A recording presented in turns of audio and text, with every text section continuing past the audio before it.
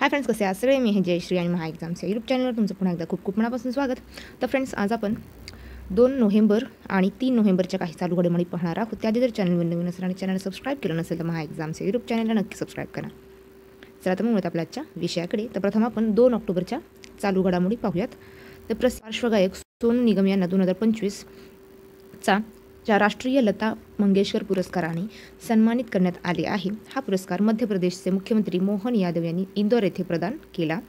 भारतीय क्रिकेट टीमचा माजी कर्णधार मोहम्मद अझरुद्दीन यांनी तेलंगणाच्या मंत्रिपदाची शपथ घेतली. दरवर्षी 31 ऑक्टोबर रोजी भारत राष्ट्रीय एकता दिवस साजरा करतो. पुढे पाहूया. तिसरा प्रवासी परिचय महोत्सव रियाध येथे भारतीय दूतावासाने आयोजित केला होता. सायबर जागो हा उपक्रम पंजाब पोलिसांनी सुरू केला आहे. लोक सहभागाला प्रोत्साहन देण्यासाठी मॉडेल युवा ग्रामसभा उपक्रम नवी दिल्ली येथे सुरू करण्यात आला आहे. मॉडेल युवा ग्रामसभा उपक्रम नवी दिल्ली येथे सुरू करण्यात आला आहे. पुढे पाहूया. 3 नोव्हेंबर 2025च्या चालू घडामोडी.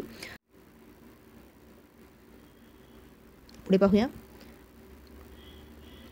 प्रवागत डायनॅमिक्सने ऑक्टोबर 25 मध्ये वीर या नावाचे इलेक्ट्रिक टेक्निकल ऑल टेरेन वाहन सादर केले.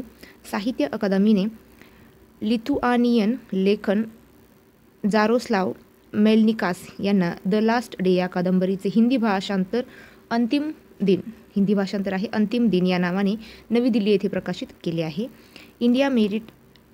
इंडिया मेरीटाईम वीक 2025 दरम्यान डीजी बंदर हे राष्ट्रीय डिजिटल फ्रेमवर्क म्हणून सुरू करण्यात आले. पुढे पाहूया.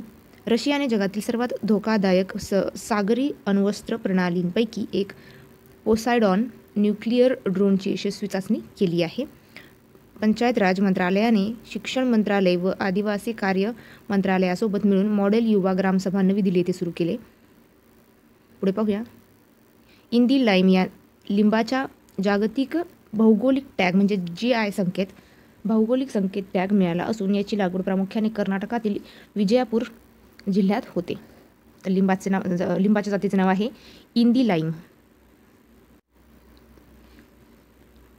चला तर मग थांबूया इथेच. भेटूया पुढच्या व्हिडिओमध्ये. जय हिंद.